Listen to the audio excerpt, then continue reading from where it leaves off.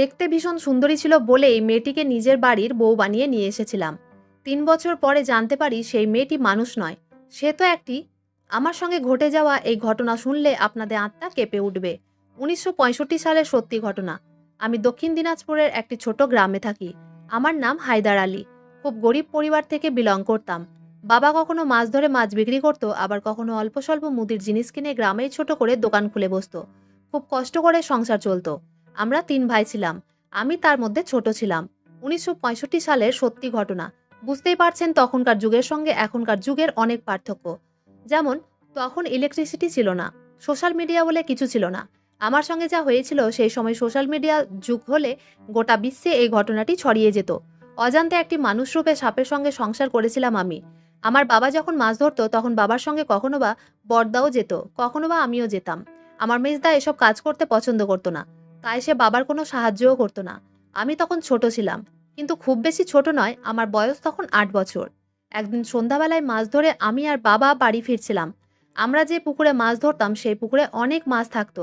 এখনকার যুগে যেমন প্রত্যেকটা জায়গা প্রত্যেকটা মানুষের অধীনে থাকে, কেউ কারো জায়গায় পা পর্যন্ত ফেলতে পারে না। কিন্তু সেই সময় জমি জায়গার প্রতি মানুষ অত বেশি দখল আন্দাজি করতো না। বেশিরভাগ জমি জায়গা সরকারের অধীনেই থাকতো। তাই ওই জায়গাগুলো মানুষ নিজের প্রয়োজন হিসাবে ব্যবহার করতে পারত। ওই পুকুরটিও ঠিক বিশাল বড় ছিল। ওই পুকুরে শুধু আমরা নয়, অনেকেই মাছ ধরতো। এটা নির্দিষ্ট কারো পুকুর ছিল না। সেদিন সন্ধ্যাবেলায় মাছ ধরার পরে বাবা আর আমি বাড়ি ফিরছিলাম। তারপর গ্রামে ঢুকতেই দেখি আমাদের বাড়ির পাশেই অনেক লোক জমা হয়েছে। গ্রামে ঢোকার আগেই দেখি অনেক লোক চিৎকার চেঁচামেচি করছে। আমিও বাবা শুনতে পেয়েছিলাম। বাবা তখন আমাকে বলে, হায়দার, তাড়াতাড়ি পা চালা, বোধহয় কিছু একটা গন্ডগোল হয়েছে। তখনকার যুগে টর্চ বলে কিছু ছিল না, মানুষ তখন হ্যারিকেন লণ্ঠন ব্যবহার করত। সন্ধ্যাবেলায় মাছ ধরার পরে আমাদের খুব বেশি দেরি হয়ে গেছিল, আমরা লণ্ঠন ধরিয়ে তাড়াতাড়ি বাড়ির দিকে ফিরছিলাম। সেদিন গ্রামে ঢুকে বাড়ির সামনে দেখি অনেক লোক চিৎকার চেঁচামেচি করছে। আমাদের বাড়ির পাশে একটা চাচি থাকতো। সেই চাচির স্বামী প্রায় ৩ বছর আগে মারা গেছিল। ওই চাচির কোনো বাচ্চা ছিল না। সেদিন গ্রামে ঢুকে দেখি পাড়ার সব লোক ওই চাচির বাড়ির দরজায় বাড়ি মারছে এবং বলছে, বাড়ি থেকে বের হয়ে আয়, নইলে দরজা ভেঙে তোকে বের করব। আমার বাবা তখন মাকে জিজ্ঞেস করে কি হয়েছে। মা তখন বলে, চাচির বাড়ি থেকে একটা বাচ্চার কান্নার আওয়াজ শুনতে পাওয়া যাচ্ছে। নবজাতক শিশু যেমন কাঁদে সেই রকম কান্নার আওয়াজ পাওয়া যাচ্ছে চাচির ঘর থেকে। এই কথাটা আগুনের মতো গ্রামে ছড়িয়ে গেছিল এবং পাড়ার লোক এখন তাকে গ্রাম থেকে বের করার সিদ্ধান্ত নিয়েছে।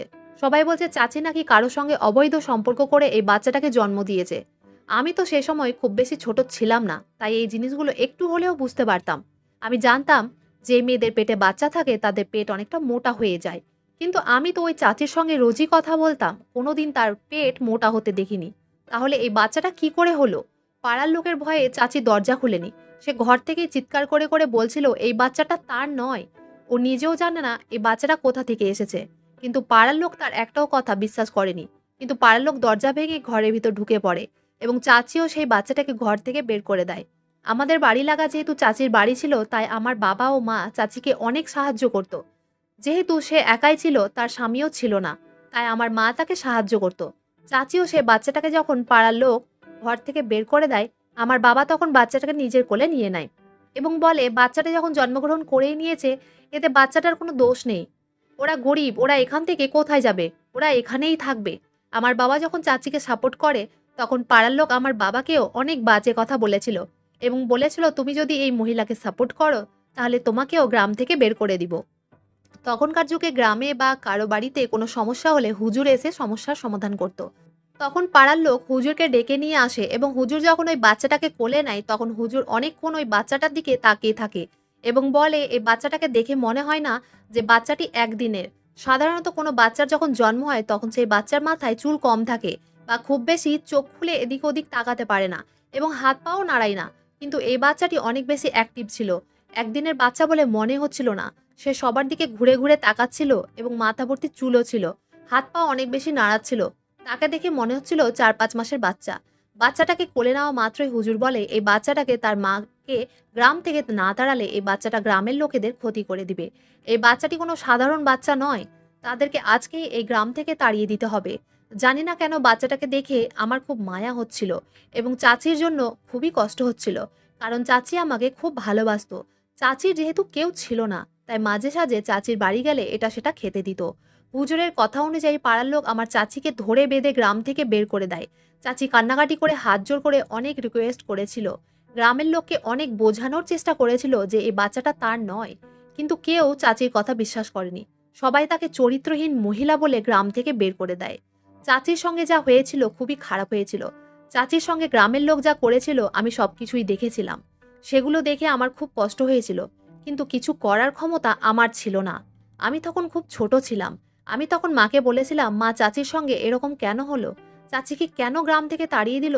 মা তখন বলেছিল এতে কেউ কিছু করতে পারবে না এবং তুইও কিছু করতে পারবি না। হুজুরে যেহেতু বলে দিয়েছে তাই গ্রামের লোক সেটাই করেছে।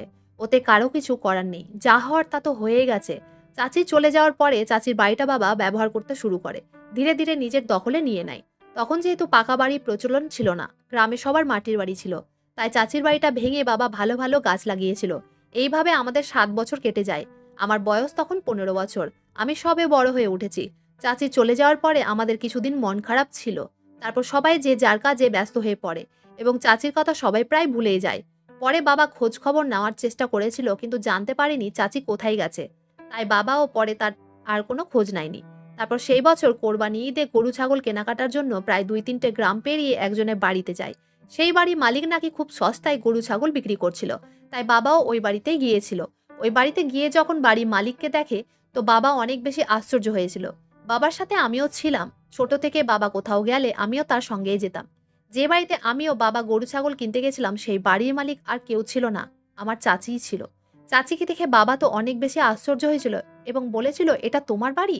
তুমি কি এই বাড়িতে গরু ছাগল বিক্রি করো? চাচি তখন আমাকে ও বাবাকে ঘরের ভিতর ডাকে।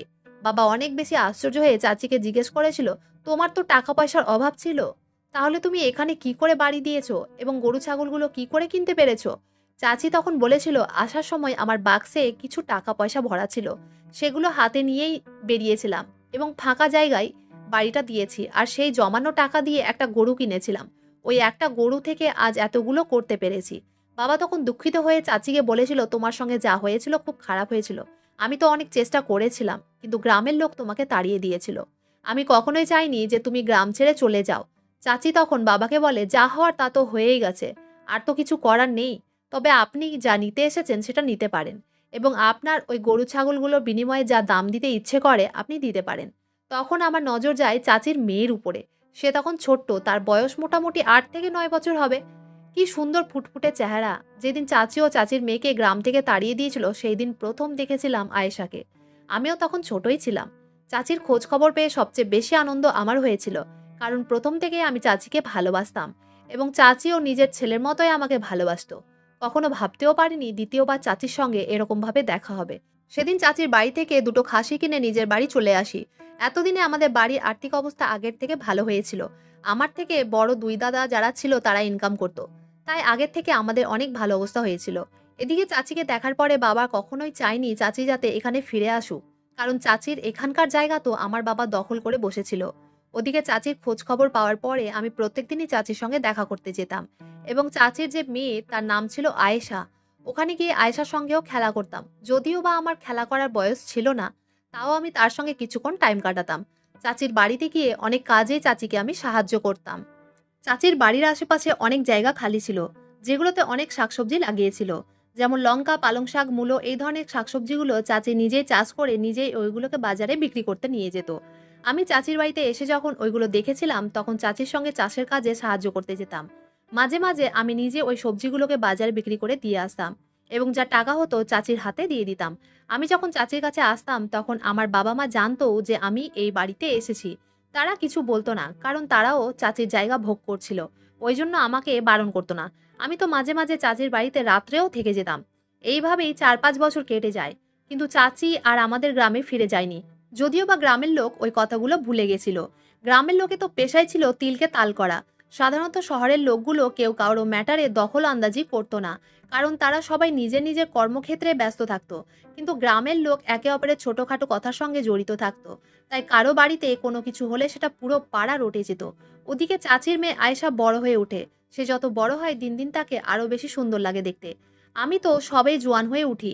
আমার বয়স তখন 20 বছর হয়ে গেছে। জানি না কেন যত দিন যাচ্ছিল তত আমি আয়েশাকে অন্য নজরে দেখছিলাম। মানে আমি তাকে পছন্দ করতে লেগেছিলাম। এদিকে চাচির বাড়ির পাশে যে জায়গাগুলো খালি ছিল সেখানে আমি আখ চাষ করা শুরু করি। ওখানে যেহেতু অনেক জায়গা ফাঁকা ছিল এবং সেখানে আখ চাষের সঙ্গে চাচি ও চাচির মেয়েকেও দেখাশোনা করা হতো এবং ওখানে আমি ছোট্ট একটা কুঠির মতো করেছিলাম। ওখানে কুঠির করতে বাধ্য হয়েছিলাম। কারণ যখন জানতে পেরেছিলাম রাতের বেলা শেয়ালে এসে সব আখগুলোকে নষ্ট করে দেয়, তাই আমি ওখানে একটা ছোট্ট কুঠির করেছিলাম এবং রাতের বেলা ওখানেই থাকা শুরু করেছিলাম যাতে আমার আখগুলো নষ্ট করতে না পারে। কারণ চাচির বাড়ির পেছন দিকে ঘন জঙ্গল ছিল, ওই জঙ্গল দিয়ে শিয়ালগুলো আসতো। একদিন রাতের বেলা খাওয়া দাওয়া করে যখন আমি ওই কুঠিরের মধ্যে শুয়ে শুয়ে আয়েশার ব্যাপারেই ভাবছিলাম, তখন হঠাৎ করে দেখি ওই জঙ্গলের মধ্যে কেউ একজন যাচ্ছে। আমি তো আশ্চর্য হয়েছিলাম, রাত ২টোর সময় ঘন জঙ্গলের মধ্যে কে যাচ্ছে? পূর্ণিমার রাতে কোনো মানুষ যদি দূর থেকেও হাঁটে তাহলে বোঝা যায় যে ওখানে কেউ আছে। তাই বুঝতে পেরেছিলাম ওই ঘন জঙ্গলের মধ্যে কেউ একজন যাচ্ছে। কিছুক্ষণ পরে তো আমার পায়ের তলা থেকে মাটি সরে যায় যখন দেখি আয়েশা ওই ঘন জঙ্গল দিয়ে বেরিয়ে লুকিয়ে লুকিয়ে নিজের ঘরের মধ্যে ঢুকে গেল। সেই দিনই আমার সন্দেহ হয়েছিল সে হয়তো কোনো ছেলেকে প্রেম করছে এবং লুকিয়ে ঘন জঙ্গলের মধ্যে তার সঙ্গে দেখা করছে। ওটা দেখে আমার খুব কষ্ট হয়েছিল, কারণ আমি আয়েশাকে ভেতর ভেতর ভালোবাসতে লেগেছিলাম। তার পরের দিন রাতের বেলা আমি আয়েশার অপেক্ষাই করছিলাম, কারণ আমার মনে সন্দেহ হয়েছিল যদি সত্যিই সে কোনো ছেলেকে ভালোবাসে তাহলে সে আবার এই রাতে ছেলেটার সঙ্গে জঙ্গলে দেখা করতে যাবে। ঠিক সেদিন রাতে আবার ৩টের সময় আয়েশাকে দেখে লুকিয়ে লুকিয়ে বাড়ি থেকে বেরিয়ে ও জঙ্গলের মধ্যে ঢুকে পড়ে। আমি আজ তার পিছু নেওয়ার জন্যই বসেছিলাম। সে জানতে পারিনি যে আমি রাতের বেলা জেগেছিলাম। সে যখন ঘন জঙ্গলের মধ্যে ঢুকে পড়ে তখন আমিও তার পেছনে যাই। জানি না আয়েশা কি করে বুঝতে পেরেছিল আমি তার পেছন করছি। তাই সে পেছন দিকে ঘুরেই আমার দিকে তাকিয়ে বলে, আলী দাদা, তুমি আমার পেছন করছো কেন? তখন আমি তাকে বলেছিলাম, আয়েশা, তুমি এই ঘন জঙ্গলের মধ্যে কোথায় যাচ্ছ? আয়েশা তখন বলেছিল, সূর্য ওঠার আগেই আমি বাথরুম করার জন্যই যাচ্ছিলাম। আগেকার যুগে মানুষের ঘরে ঘরে তখন বাথরুম বলে কিছু ছিল না। সবাই তখন জঙ্গলের মধ্যে বাথরুম করতে যেত।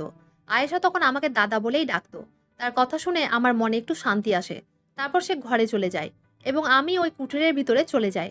তার পরের দিন রাতের বেলা আবার দেখি আয়েশা একই টাইমে ওই জঙ্গলের ভিতর ঢুকে যায়। সে আমাকে আগের দিন বলেছিল বাথরুম করার জন্য সে জঙ্গলে যায়, কিন্তু বাথরুম করতে গেলে তো হাতে বালতি বা বদনা কিছু একটা থাকবে। তখন মানুষ জঙ্গলে বালতি বা বদনা নিয়েই বাথরুম করত। এই জিনিসটা আমি যখন লক্ষ্য করি তখন আমার খুব অদ্ভুত লেগেছিল। সে খালি হাতে বাথরুম করতে যাচ্ছে, এটা আবার কেমন রে বাবা?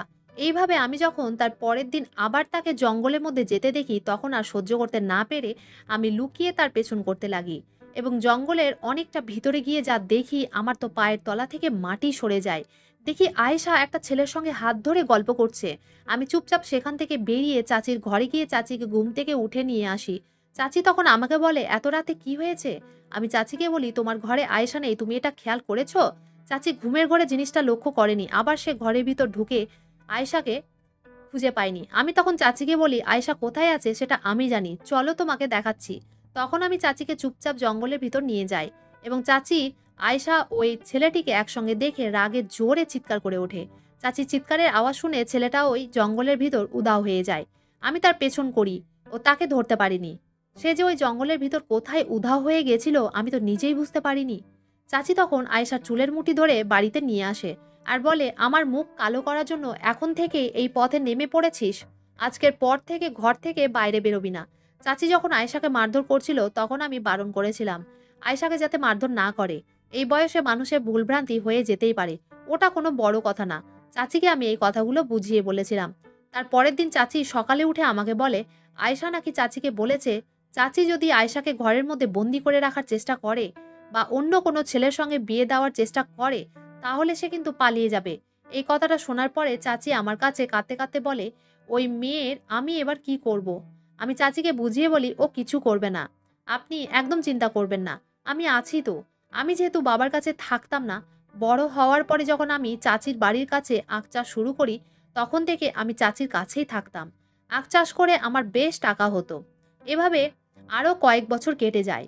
আমি তখন মন থেকে আয়েশাকে ভালোবাসতে থাকি। ওদিকে আমার বাবা আর মা আমার বিয়ে দেওয়ার জন্য ভালো মেয়ে খোঁজাখুঁজি শুরু করে দেয়। কিন্তু আমি একটাও মেয়ে পছন্দ করিনি, কারণ আমার মনে তো আয়েশা ছিল। তখন আমার বড় দাদার বিয়ে হয়ে গেছিল। আমার থেকে যে আরেকটা বড় দাদা ছিল, মানে মেজদা, সে কিনা বিয়ে করবে না। তার যে কি সমস্যা, কোনো মতেই বিয়ে করবে না, সে বিয়ে করার জন্য রাজি হয় না। তাই বাবা মা ভেবেছিল মেজদা যখন বিয়ে করবেই না তাহলে আমার বিয়েটা তারা অন্ততপক্ষে দিয়ে দিবে। আমার বাবা মা যখন মেয়ে দেখা শুরু করে আমি কিন্তু তখনও তাদের বলিনি যে আমি আয়েশাকে পছন্দ করি। কারণ আমি চাচির দিক থেকে কনফার্ম হতে চেয়েছিলাম যে উনি আমার ও আয়েশার বিয়ের ব্যাপারে রাজি আছেন কিনা। আয়েশাও তখন বড় হয়ে উঠেছিল। একদিন আমি চাচিকে বলি, চাচি আপনার সঙ্গে কিছু কথা আছে।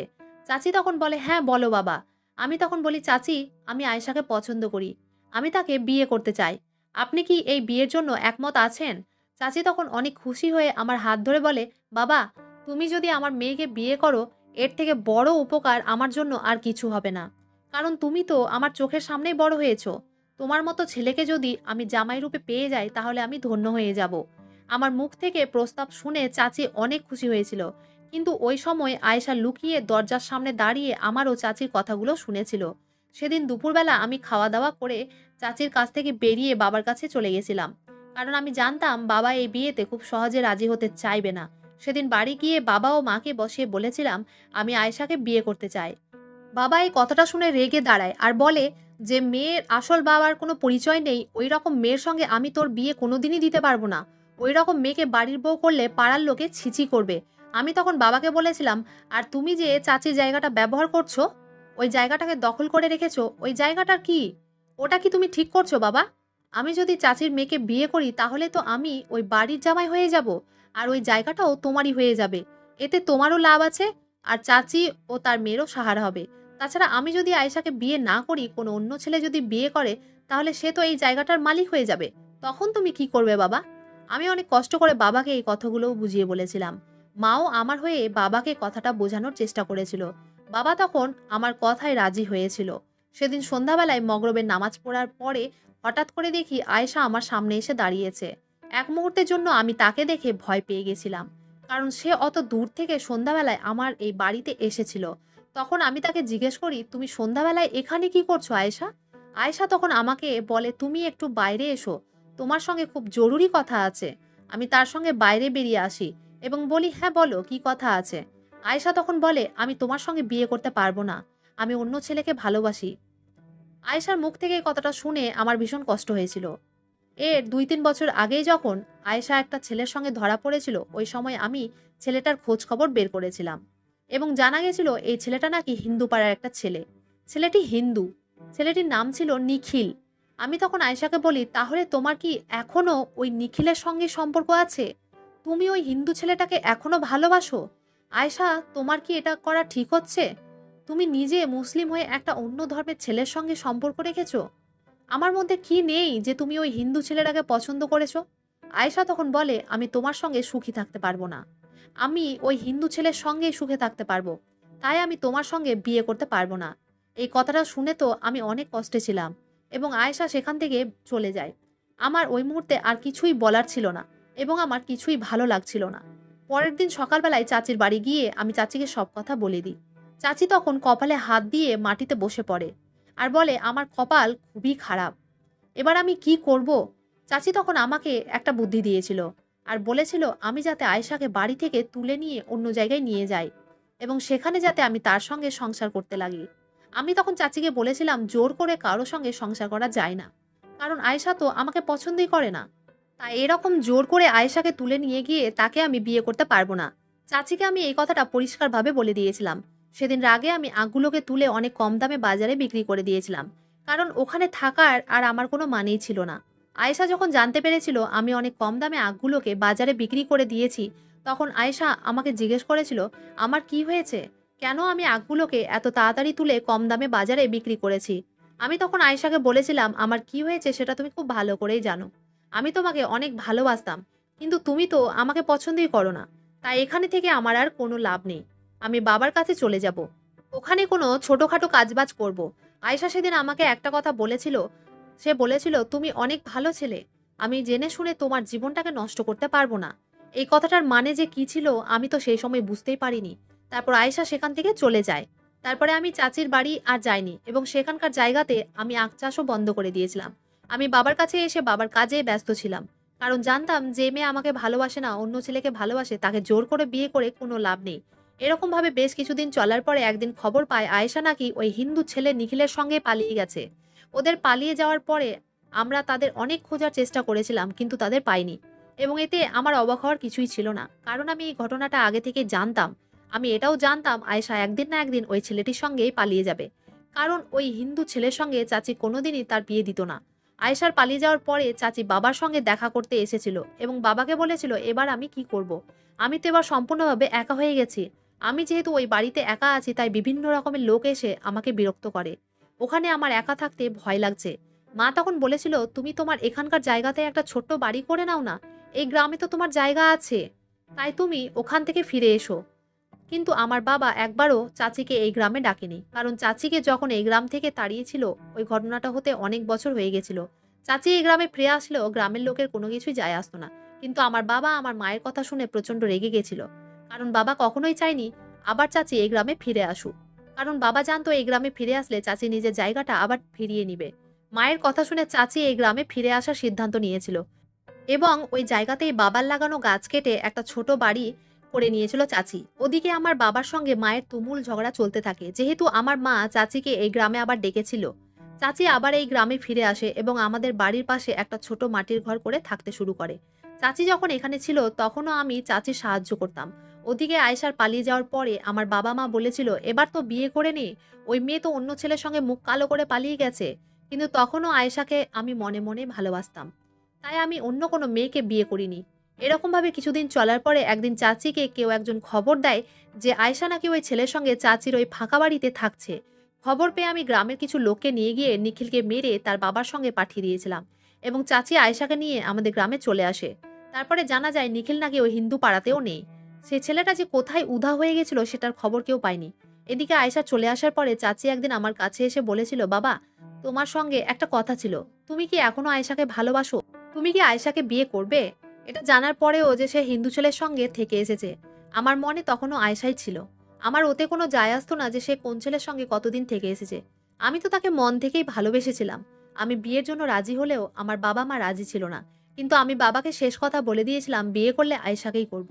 এরপর আবার যখন আয়েশা জানতে পারে আমি তাকে এখনো বিয়ে করার জন্য রাজি আছি, তখন সে আমার বাড়ি এসে আমার সঙ্গে তুমুল ঝগড়া করে আর বলে, তুমি কি বুঝতে পারো না একটা কথা? আমি তোমাকে বিয়ে করতে পারবো না।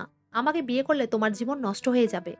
সে অনেক কথা শুনিয়ে চলে যায়। সেদিন আমি তাকে সন্ধ্যাবেলায় পুকুর পাড়ে ডেকেছিলাম এবং শান্তভাবে জিজ্ঞেস করেছিলাম কেন সে আমাকে বিয়ে করতে চাইছে না। সে বারবার একটাই কথা বলেছিল, আমি তাকে বিয়ে করলে আমার জীবনটা নাকি নষ্ট হয়ে যাবে। আয়েশা বারবার একটাই কথা বলেছিল, তাকে বিয়ে করলে আমি নাকি কোনো দিনই সুখী থাকতে পারবো না।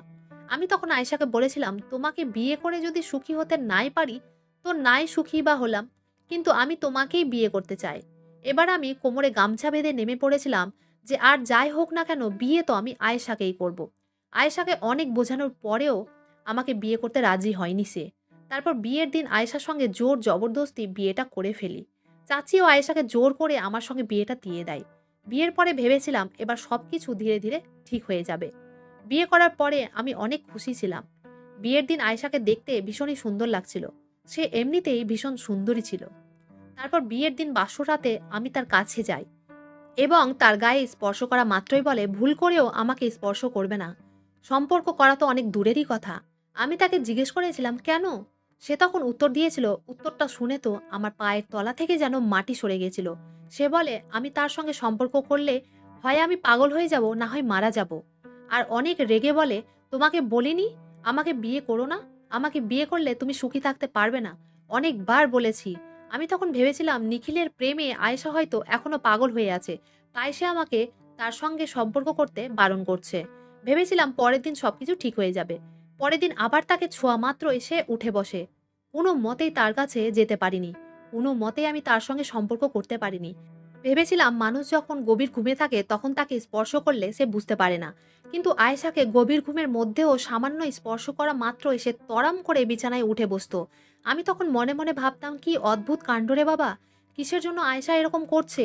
এইভাবে প্রায় 10 দিন হয়ে যাওয়ার পরেও সে যখন আমাকে তার কাছে আসতে দেয়নি, আমি চাচিকে সব কথাগুলো বলেছিলাম। চাচি তখন বলেছিল, এই কথাগুলো তুমি আমাকে আগে কেন বলনি বাবা? আমি দেখছি কি করা যায়। তারপর চাচির কথা অনুযায়ী আয়েশাকে অনেক বড় বড় মৌলবি মৌলানা, অনেক তাবিজ কবিরাজ জড়িবুটি অনেক কিছুই করেছিলাম, কিন্তু কোনো কিছুতেই কোনো কাজ হয়নি। যখনই আমি তার কাছে যেতাম তখনই সে একটাই কথা বলতো, তার সঙ্গে সম্পর্ক করতে গেলে হয় আমি মারা যাব না হয় আমি পাগল হয়ে যাব। তখন আমি ভেবে নিয়েছিলাম শারীরিক সম্পর্ক বা নাই করলাম, তাকে বিয়ে তো করেছি, এই বলে আমি নিজের মনকে সান্ত্বনা দিতাম। আমি তো তার সঙ্গে সম্পর্ক করার জন্য বিয়ে করিনি। তাকে ভালোবেসেছিলাম, তাই তাকে বিয়ে করতে চেয়েছিলাম। তাকে অনেক বোঝানোর চেষ্টা করেছিলাম যে আমাদের বাচ্চা হলে সংসারটা বড় হবে। তখন সে বলেছিল ওর পেটে নাকি যে বাচ্চাটা হবে তার বাবা নাকি অন্য কেউ হবে। আমি নাকি কোনোদিনই তার বাচ্চার বাবা হতে পারবো না। এই ধরনের উদ্ভট কথা বলতো আয়েশা। যেগুলো কথার মানে আমি কিছুই তো বুঝতে পারতাম না। এইভাবে প্রায় ১ বছর হয়ে যায়। কিন্তু আয়েশার সঙ্গে আমার কোনো সম্পর্কই হয়নি। এই কথাটা বাড়িতে কেউ জানতো না। শুধু চাচি আমাদের দুজনের সত্যি কথাটা জানতো। একদিন আমি মাঠে চাষ করছিলাম, ঠিক তখনই আমার দাদার ছেলে আমাকে এসে বলে, "বাড়িতে তোমাকে সবাই ডাকছে। খুব জরুরি কথা আছে, তাড়াতাড়ি চলো।" আমার ভাইপোর কথা শুনে আমি তাড়াতাড়ি বাড়ি ছুটে যাই। বাড়ি ঢোকা মাত্রই মা বলে, "তাড়াতাড়ি বাজার থেকে মিষ্টি নিয়ে আয়।" আমি তখন মাকে জিজ্ঞেস করি, "হঠাৎ করে মিষ্টি কিসের জন্য?" মা তখন বলে, "তুই বাবা হতে চলেছিস।" মায়ের কথা শুনে আমার তো মাথাটা পুরো ঘুরে ওঠে। এটা কি করে সম্ভব হতে পারে? আমার সঙ্গে আয়েশার তো কোনো সম্পর্কই হয়নি। তাহলে আয়েশা মা কি করে হতে পারে? আমি তখন মাকে বলি, "এটা কি করে সম্ভব?" মা তখন বলে, "এটা কি করে সম্ভব মানে? বিয়ের পরে তো প্রত্যেকটা মেয়েই মা হয়।" যেহেতু এগুলো কিছুই জানতো না মা, তাই মাকে আর আমি বেশি কিছু বলিনি। বাজার থেকে মিষ্টি আনার পরে আমি আয়েশাকে ঘরের মধ্যে দরজা বন্ধ করে জিজ্ঞেস করি, "এসব কি? তুমি প্রেগনেন্ট কি করে হয়েছো? তোমার সঙ্গে তো আমার কোনো সম্পর্কই হয়নি। তাহলে এই বাচ্চাটার বাবা কে?" আয়েশা তখন আমার দিকে তাকিয়ে বলে, "এই বাচ্চার বাবা তুমি।" আমি তখন আয়েশাকে বলি, "না, আমি এই বাচ্চার বাবা হতেই পারি না। আমি খুব ভালো করে জানি তোমার সঙ্গে আমার কিছু হয়নি। তুমি নিশ্চয়ই নিখিলের সঙ্গে এখনো সম্পর্ক রেখেছো। এটা নিশ্চয়ই নিখিলেরই বাচ্চা। কারণ আমার বাচ্চা হতেই পারে না।" আমার কথা শুনে আয়েশা অনেক বেশি রেগে আমার দিকে এগিয়ে আসে এবং আমার গলা টিপে ধরে আর বলে, "এই বাচ্চাটা তোর। এই বাচ্চার বাবা তুই। স্বীকার কর যে এই বাচ্চার বাবা তুই। যা কিছু হয়েছে তোর জন্যই হয়েছে। তোকে বলেছিলাম আমাকে বিয়ে করিস না। দেখলি তো আজকে হলো।" আমি সেদিন প্রথম আয়েশার এত ভয়ানক চেহারা দেখেছিলাম। তার চোখগুলো অনেক বড় বড় হয়ে গেছিল, গাল দুটো ফুলে গেছিল, তার মুখটা কিছুটা সাপের মতোই লাগছিল এবং গলার আওয়াজ সম্পূর্ণ আলাদা হয়ে গেছিল এবং গম্ভীরভাবে সে ভেতর ভেতর গোমড়াচ্ছিল। ওই বিকট চেহারা মনে পড়লে আজও আমার শরীর কেঁপে ওঠে।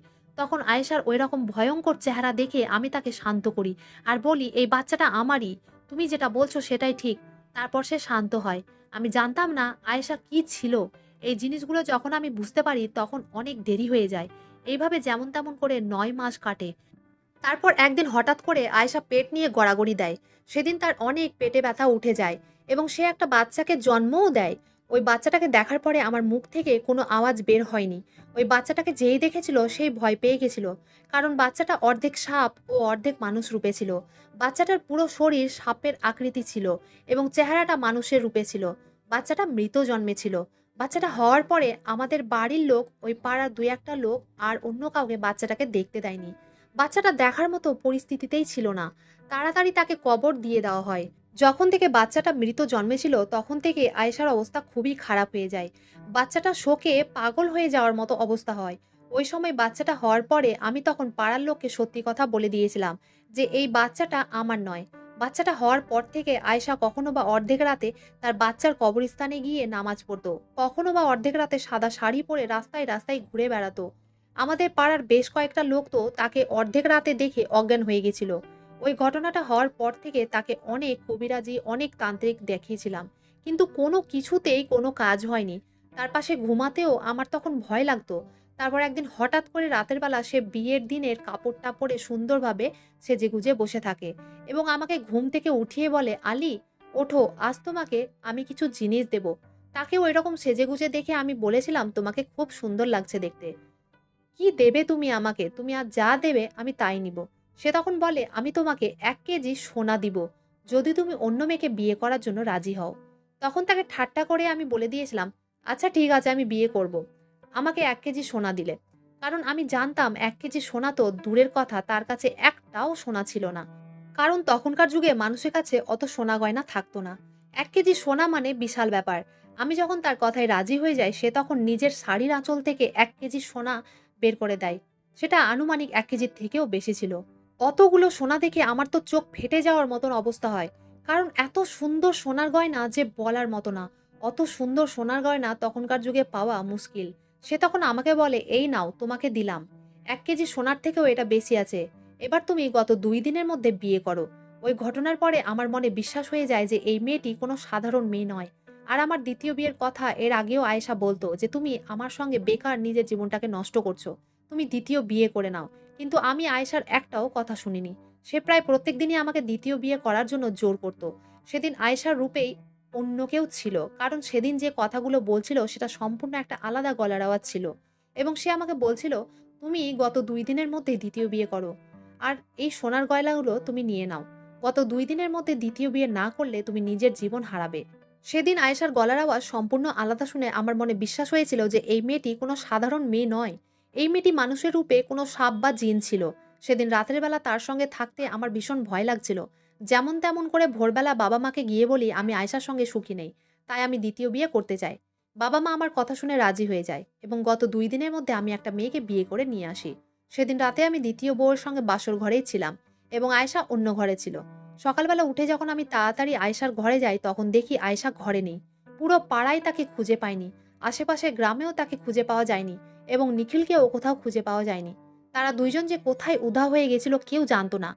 প্রায় ৩০ বছর পরে আমি স্বপ্নে দেখেছিলাম আয়েশা কামাখ্যা মন্দিরে নিখিলের সঙ্গেই ছিল। আমি দ্বিতীয় বউয়ের সঙ্গে খুব ভালোভাবে জীবনযাপন করেছি। আমার এখন অনেক বয়স হয়ে গেছে। এই কথাগুলো আমি আমার বউকে মাঝে মধ্যেই বলতাম এবং সোনা গয়নার কথা আমার বাবা-মাকে অনেক পরে বলেছিলাম। ওই সোনা গয়নার জন্য আজ আমরা অনেক বড়লোক হয়ে গেছি। আমার ৩ টে ছেলে-মেয়ে আছে। তারা চাকরি করছে। ওই দিনগুলো মনে পড়লে আমার ভেতর কেঁপে ওঠে। গ্রামের লোকেরা বলতো আয়েশা নাকি মানুষরূপে একটা সাপ বা জিন ছিল। বন্ধুরা, আজকের এই সত্যি ঘটনাটি এখানেই শেষ করছি। ঘটনাটি ভালো লাগলে অবশ্যই লাইক, শেয়ার, সাবস্ক্রাইব করতে ভুলবেন না। ধন্যবাদ।